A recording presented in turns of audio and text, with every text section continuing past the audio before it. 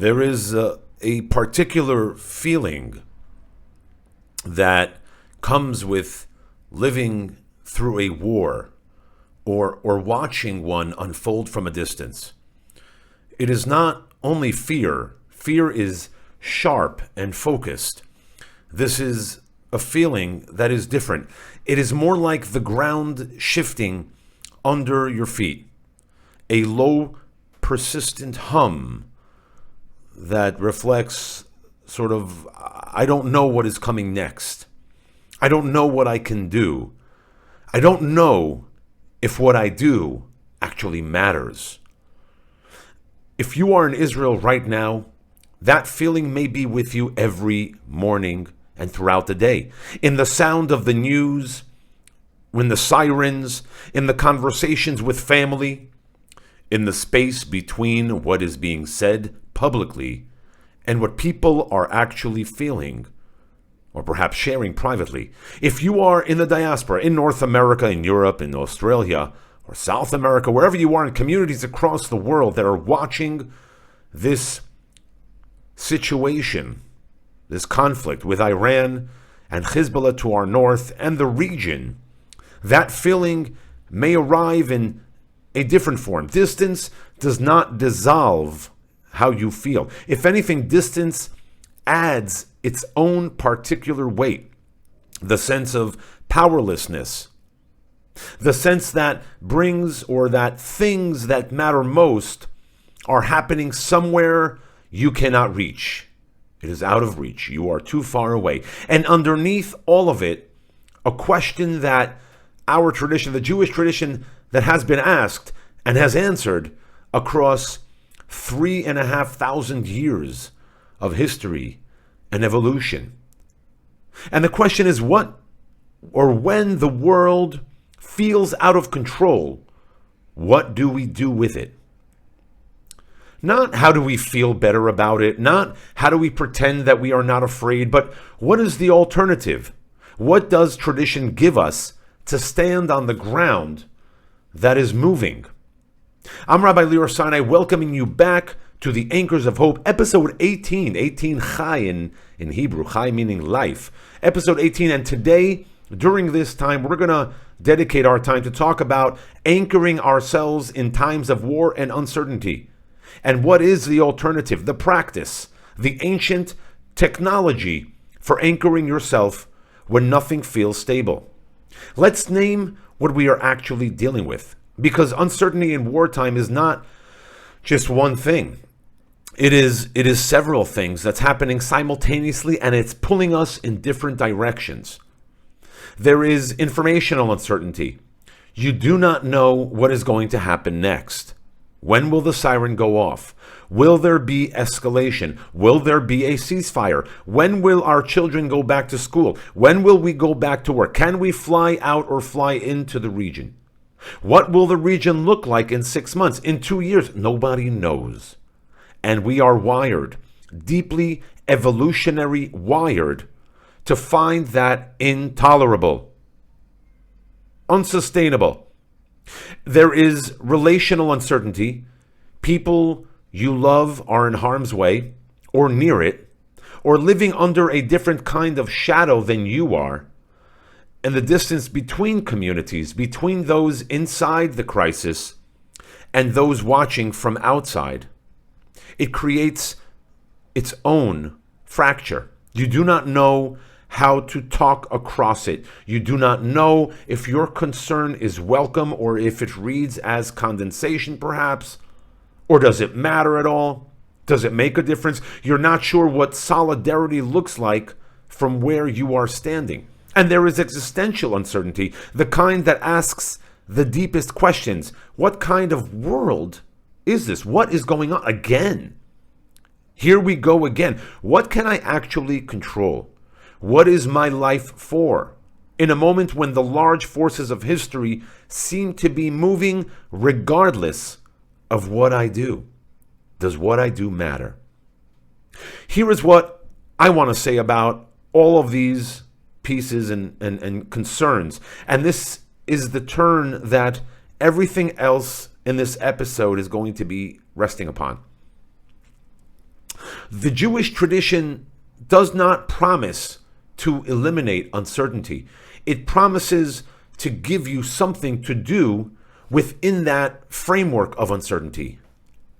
And that distinction is everything. The sages of blessed memory, they weren't naive. They did not build a tradition of false comfort. They built a tradition that was structured, a structured response to the situation they found themselves in, of practice in the face of the unknown, of continuing and maintaining your framework of living in times of uncertainty, of anchoring not to outcomes you cannot control, but to the actions that you can. The Talmud, Gemara, the Talmud, case law, Jewish case law was composed by people, brilliant people, minds, rabbis, teachers, who understood crisis from the inside. The great academies of Yavne and Bavel, Babylon, modern-day Iraq, they were built after catastrophe that many of them witnessed and experienced after the temple was destroyed, the second temple, after communities were scattered in exile, after the center did not hold. The rabbis of blessed memory, they were not theorizing about uncertainty. They were actually living in it. And what they gave us was not theology for peaceful times. It was a practice for impossible ones. And three anchors in particular that I want to highlight, three moves that appear again and again across our tradition, is what I want to offer you today and during this time and all times that appear to be uncertain. Anchor number one, da lifnei mi ata omed, know before whom you stand. This phrase appears in tractate Berachot, that's in the Talmud, inscribed, according to tradition, above the doors of great houses of study and worship, perhaps in your synagogue, know before whom you stand. It is the first anchor, and it is deceptively simple. In a moment of crisis, the first thing that dissolves is orientation. You lose it. You lose your sense of where you are in relation to what matters.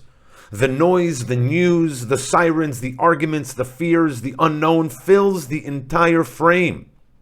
Da lifnei mi ata omed, know before who you stand, is a practice of reorientation. It's a kind of meditation. It asks, before you react, before you scroll into your social media fill, before you argue, stop.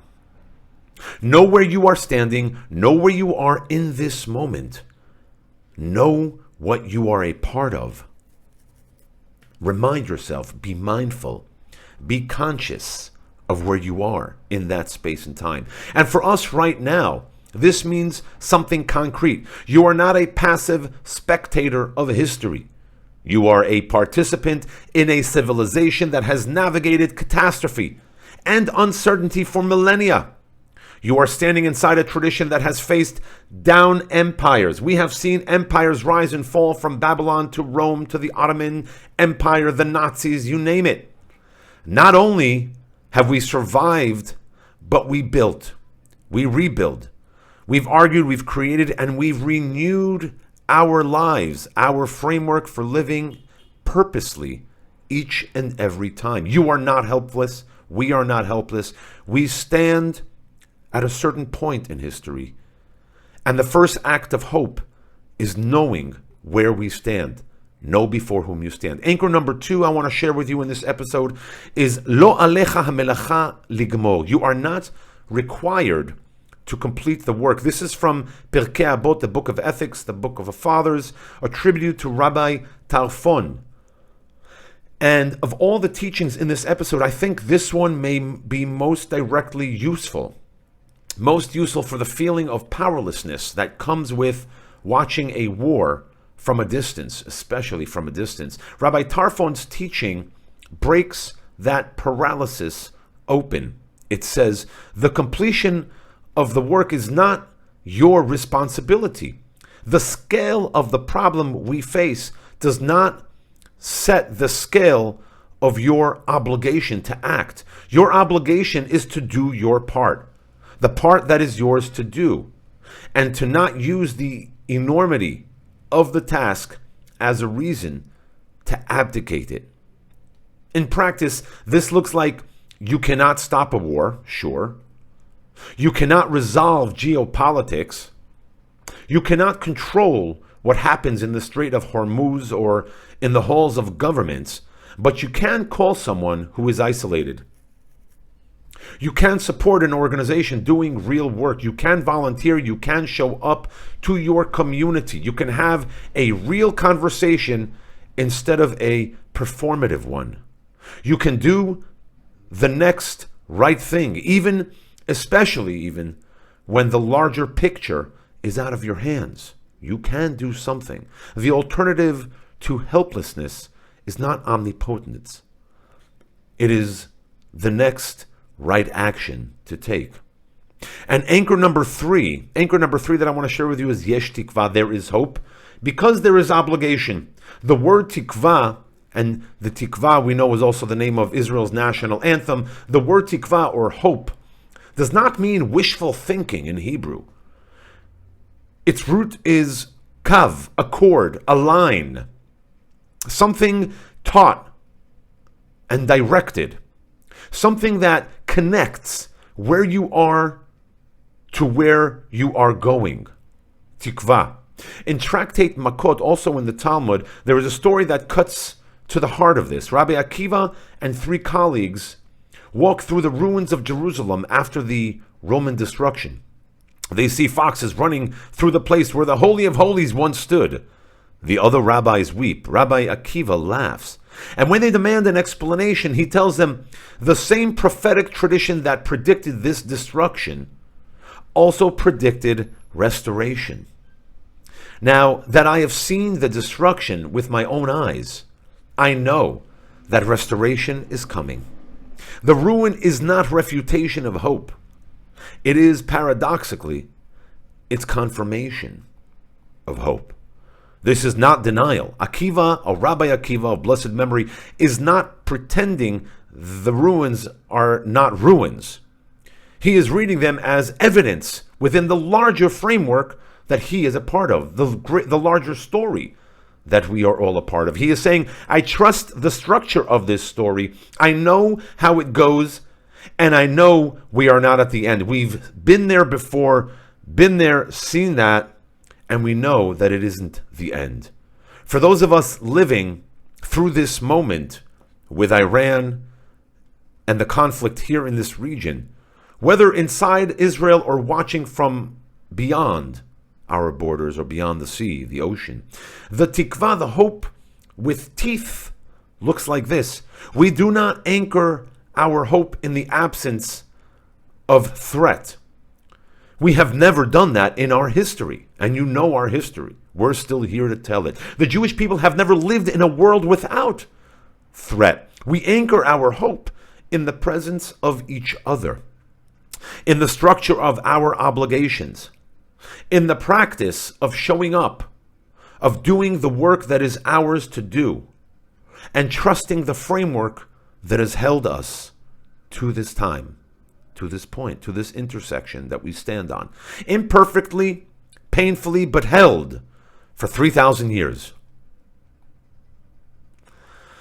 I want to offer you a single shift in how you might understand what you're being asked to do in a time like this, in an uncertain time, whether it's now or in the future.